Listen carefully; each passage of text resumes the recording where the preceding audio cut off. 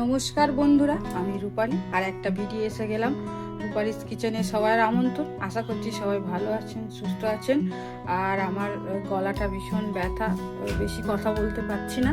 তো বেশি কথা না বলে আমি আজকে আপনাদের সঙ্গে মোগলাইয়ের রেসিপিটা শেয়ার করে দেখাবো। যেহেতু আমার ছেলে আজকে বলছিল যে মোগলাই খাবে, তো সেই জন্য আমিও ভাবলাম যে চলুন আমিও মোগলাইটা বানিয়ে আপনাদের সঙ্গে শেয়ার করে নিই। তো চলুন স্টার্ট করি।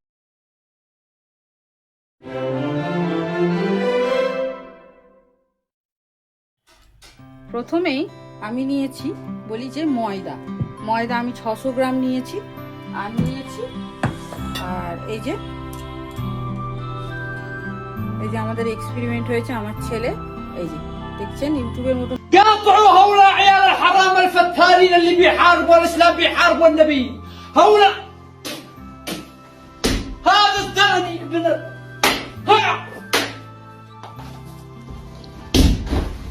যাই হোক, 6টা ডিম নিয়েছি। লাগছে মশলা কিছু, এই যে যেমন ধনে পাতার ডান্ডি আমি কুচিয়ে নিয়েছি, পাতাটা আমি ইউজ করছি না। তরকারির জন্য পেঁয়াজ বাটা, আদা রসুন বাটা, কাঁচা লঙ্কা কুচি, পেঁয়াজ কুচি,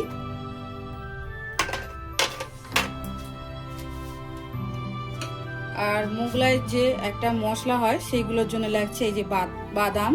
আমি একটু হালকা করে জাস্ট সামঞ্জস্যতে শুকিয়ে নিয়েছি, দেখুন এইভাবে করে দিয়েছি। আর নিয়েছি ভাজা মশলা। আমি দেখবেন আপনি যদি মটন বিরিয়ানি দেখেন তো একটা মশলার আমি রেসিপি দেখেছি, এই মশলা তো আপনি এই ইউজ করবেন। আর লাগছে গরম মশলা, লাগছে চিনি, অবশ্যই তো লাগবে নুন, আর কিছু এই যে কিছু মশলা যেমন লাগে রেগুলার। আর লাগছে তরকারির জন্য আলু, আর এই যে ব্রেড ক্রাম্ব, এটা ওই মশলা যেটা ইয়েতে বানাবো মোগলাইয়ের মশলা, ওইটার জন্য লাগবে। হালকা নিয়েছি, অল্প একটু কাসুরি মেথি নিয়েছি। আর লাগছে রিফাইন্ড অয়েল। আর একটা কথা বন্ধুরা, আমি ময়দা মাখানোর জন্য অল্প একটা উষ্ণ গরম জল নিয়েছি। আপনারা না চাইলে তো দিতে হবে না, কারণ আমি দেখেছি যে উষ্ণ গরম জল দিলে ময়দাটা খুব সফট হয়, আর যদি থাকেও জিনিসটা ভালো খেতে হয়, নাহলে বেশ মানে রবারের মতো জিনিসটা হয়, এই জিনিসটা আর হবে না। তো চলুন স্টার্ট করি। এবারে এর মধ্যে আমি দেবো, ময়দাটার মধ্যে লবণ দিয়ে দেবো অল্প চিনি, আর লাগবে রিফাইন অয়েল, এটা ময়নের জন্য। এই যে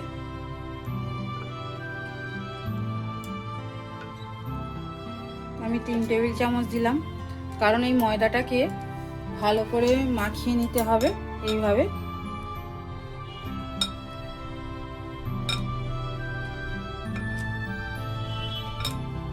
এই যে দেখছেন, এই যে মুঠো হয়ে এসছে, এইভাবেই করতে হবে, কারণ তেল যতক্ষণ না মানে বেশি না হবে ময়নটা ভালো হবে না, আর ওপরে একটা খসখসে ভাব আসবে না।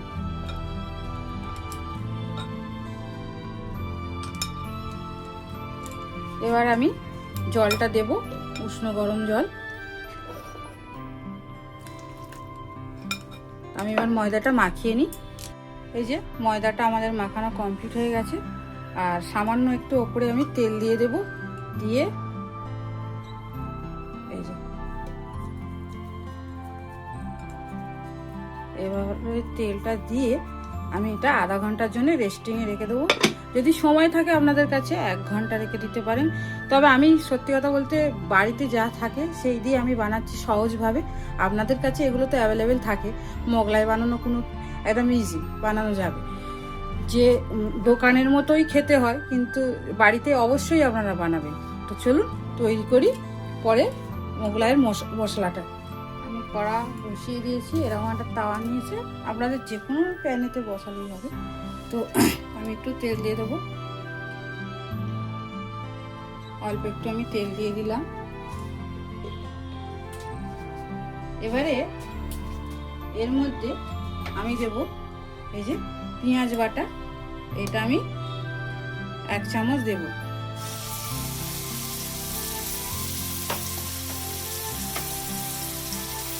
দেব আদা রসুন, বাটা 1 চামচ,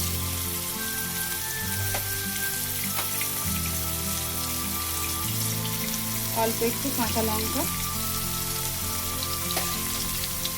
দিয়ে এটাকে আমি ভালো করে ভাজতে থাকবো। আর একটু কাসুরি মেথি এই অবস্থায় আমি দিয়ে দেবো, গন্ধটা খুব সুন্দর হয়।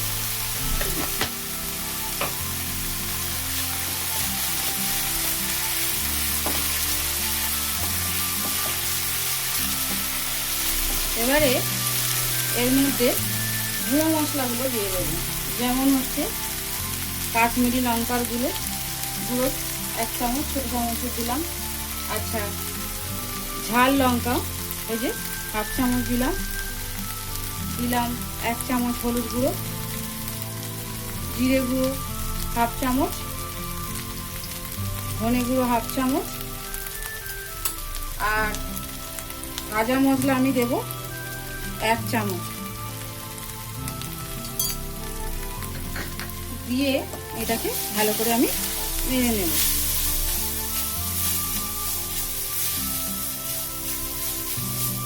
দিয়ে এবারে ওই যে ব্রেড ক্রাম্বটা মানে বিস্কুটের গুঁড়োটা আমি দিয়ে দেব। 1 4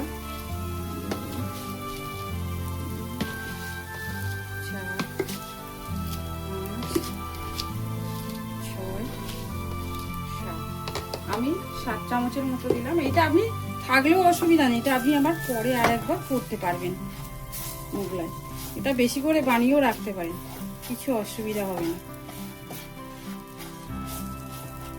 আপনি এইভাবে করে একটা কন্টেনারে ভরে একটা ফ্রিজের কোণে রাখবেন, সারা মাস জুড়ে হয়ে যাবে, কোনো ব্যাপার না। এবারে এর মধ্যে অল্প একটু চিনি দিয়ে দিলাম একটু নুন, আর ওই যে ভাজা বাদাম যেটাকে এইভাবে করে রেখেছিলাম ওটা আমি দিয়ে দিলাম। আর এই সময় আঁচটাকে খুব লোয়েতে রেখে দেবেন, বেশি হিট করার দরকার নেই। এই যে আমার মশলাটা একদম রেডি। এবারে নামিয়ে নেব। চলুন, তো আমি একটা সাইডে পাত্রে ঢেলে রেখে দিই। আমি কড়াটা বসিয়ে দিয়েছি, এতে একটু রিফাইন অয়েল দিয়ে দিলাম।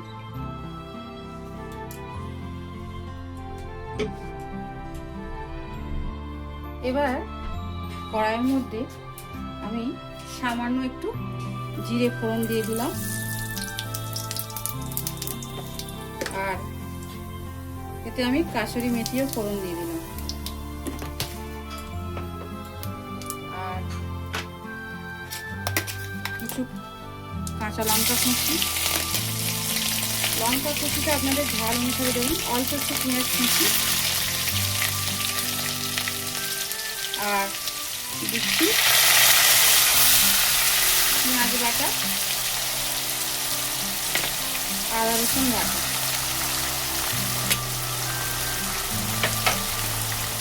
এটাকে দিয়ে ভালো করে আমি এইভাবে কষতে থাকবো। বন্ধুরা, এই যে মশলাটা দেখুন, এর মধ্যে 1/2 চামচ জিরে গুঁড়ো, 1/2 চামচ ধনে গুঁড়ো, 1 চামচ হলুদ, 1 চামচ কাশ্মীরি লঙ্কা, আর 1/2 চামচ এরও কম মানে 1 চিমটির মতো আমি ঝাল লঙ্কা নিয়ে দিয়েছি, কারণ এতে তো আমি কাঁচা লঙ্কা কুচি দিয়েছি সেই জন্য। এবার এটাকে আমি জল দিয়ে গুলে এর মতো দিয়ে দেবো।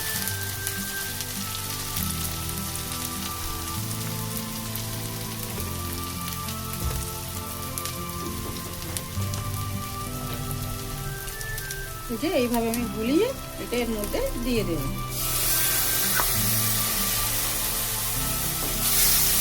দিয়ে এটাকে ভালো করে কষতে থাকবো।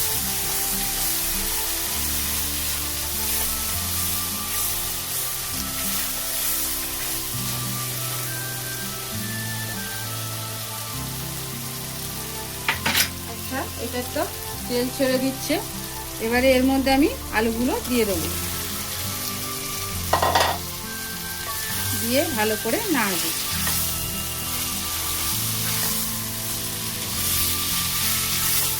এর মধ্যে আমি একটু চিনি দিয়ে দিলাম, নুন দিয়ে দিলাম, আর ভাজা মশলাটাও অ্যাড করে দিলাম, দিয়ে এটাকে ভালো করে কষিয়ে নিই ঢাকা দিয়ে দিই। এই যে ঢাকা দিয়ে রেখেছি, এবার আমি খুলে দেখব। এই যে তেল ছেড়ে দিয়েছে।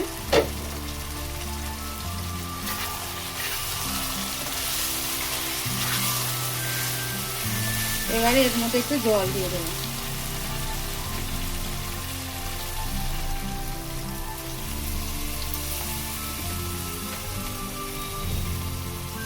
দিয়ে এটাকে আমি ঢাকা দেবো।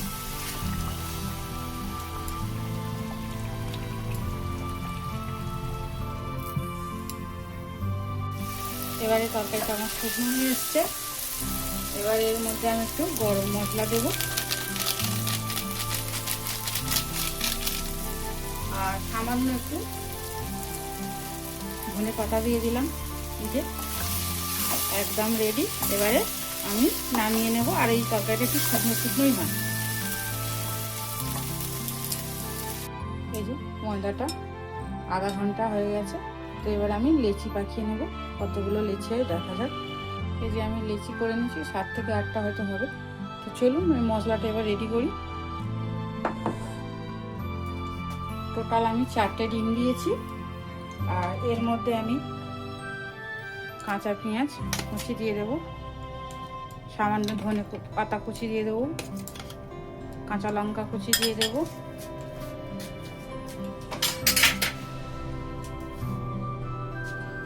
লবণ দিয়ে দেবো। এবারে এটাকে ভালো করে ফাঁকবো।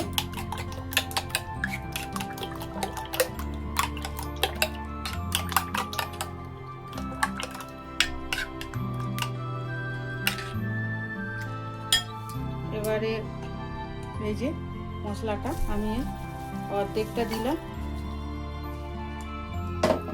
অর্ধেকটা রেখে দিলাম। এই যে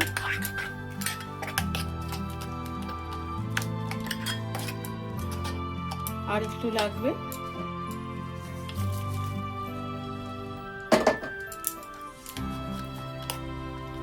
এবারে হয়ে গেছে। ঠিক এইভাবে ঘন হলে তবে ছাড়বে। চলুন এবার পরোটাটা কিভাবে বেলায় সেটা দেখে দিচ্ছি। সাইডে রাখি বন্ধুরা। এবারে পরোটাটা বেলে নিই। আর এদিকে গ্যাসে কড়াই তেল চাপিয়ে দিয়েছি। এই যে দেখুন আমি মিডিয়াম টু লো হিটে করে দিয়েছি। এবার আমি পরোটাটা বেলে নেব।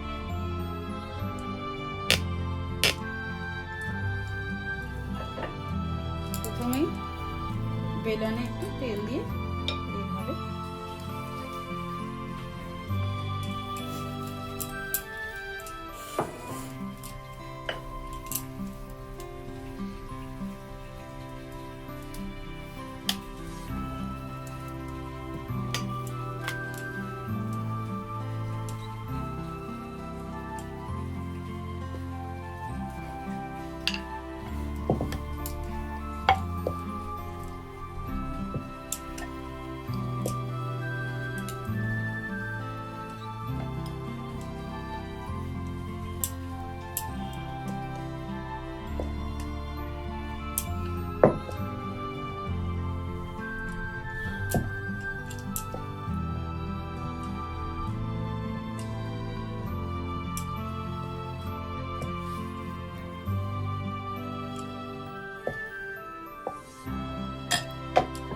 দেখুন। এই যে পরোটাটা ঠিক এইভাবে হবে, দেখছেন? বেশি মোটা করলে হবে না, কারণ ভাজলে অতটা ভালো খেতে হবে না। এবারে এর মধ্যে আমি এই মশলাটা আমি দিয়ে দিলাম।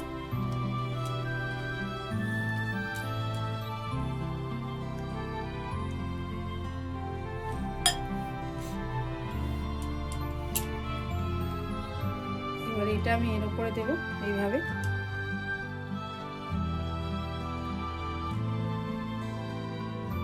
এইভাবে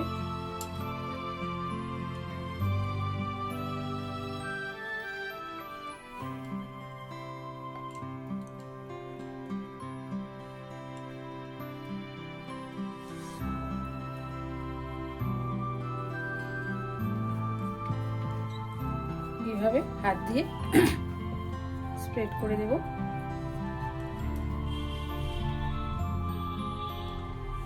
এবার আমি কড়াটার তেল গরম হয়ে যাচ্ছে, এই যে এটা করে আমি জাস্ট এইভাবে ভাজতে দিয়ে দেবো। আস্তে আস্তে হবে, আমি ততক্ষণ আর একটা পরোটা বেলে নিয়ে দেখাচ্ছি আপনাকে। আমি একদিকটা উল্টে দিয়েছি, আর একদিকটা হচ্ছে।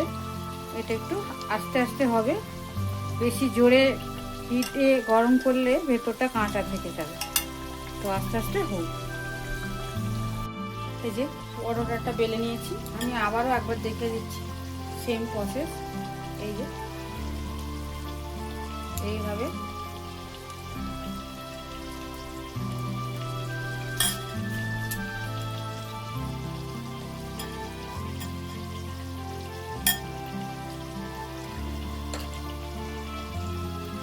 মিডিলগুলো এইভাবে চাপবেন যাতে খুলে না যায়, আর এগুলোকে এইভাবে চেপে দেবেন।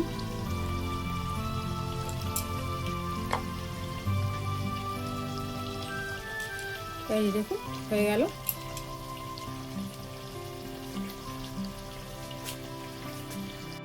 এই যে আর এই দিকটা আমি আস্তে করে উল্টে দেবো।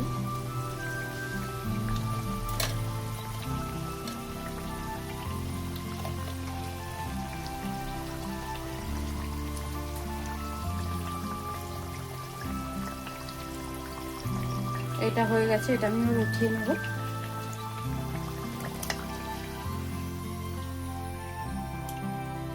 আমি আর একটাও দিয়ে দিলাম।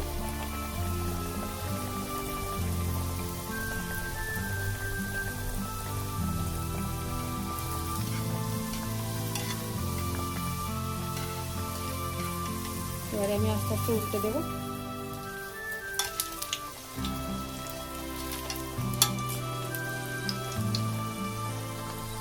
আচ্ছা বন্ধুরা, আমি আর একটা টেকনিক বলে দিচ্ছি। ধরুন এটা আপনি দিলেন, আপনার মনে হচ্ছে যে ভেতরটা হয়তো কাঁচা থাকবে, তো সেই অবস্থায় এই যে এরকম অবস্থায় যখন একদিকটা উল্টে বেশ একটু শক্ত শক্ত হবে, তখন আপনারা এইভাবে কিছু একটা টুথপেক দিয়ে এইভাবে করে দেবেন, দিয়ে এটাকে এইভাবে উল্টে দেবেন। তাহলে কি হবে, ভেতরের জিনিসটা একদম শক্ত এবং ভালোভাবে তৈরি হয়ে যাবে।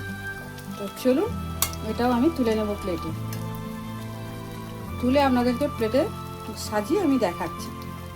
আচ্ছা, মোগলাইটা আমি কিন্তু এইভাবে কেটে নিয়েছি, দেখুন এইভাবে পিস পিস করে এই যে কেটে নিয়েছি। তো এবার প্লেটে সার্ভ করব। তো বন্ধুরা, এই যে আমি প্লেটে মোগলাই পরোটা আর এই যে তরকারি বাটিতে সাজিয়ে নিয়েছি। তবে এই তরকারিটা আপনারা যদি বেশি করে বানিয়ে রাখেন, আপনি রোলও বানিয়ে খেতে পারবেন, দারুণ লাগে। এই তরকারিটা আমাদের ছেলেরা খুব পছন্দ করে। এই তরকারিটা আমি বেশি করে বানিয়ে রাখি সবসময়। রুটি, লুচি, পরোটা বা রোল, পনিরের রোলের সঙ্গে পনির ভেজে জাস্ট এতে দিয়ে দিলে পনিরের রোল একদম রেডি। তো চলুন বেশি কথা না বলে, তো আজকের এই যে আমাদের মোগলাই পরোটা একদম রেডি। আর এইভাবে আমি সাজিয়ে দিয়েছি, দেখুন। তো এই যে কাসুন্দিও তো দেয় দোকানে, আর একটু টমেটো সস আমি এইভাবে গুছিয়ে দিয়েছি। তো আজকের জন্যে এইটুকু, আর একটা ভিডিওর সঙ্গে আপনাদের সঙ্গে দেখা হচ্ছে। আপনারা সবাই ভালো থাকবেন, সুস্থ থাকবেন, আর আমার চ্যানেলটাকে লাইক, শেয়ার, সাবস্ক্রাইব করবেন আর ফলো করবেন। তো আজকের জন্য এইটুকু, টাটা।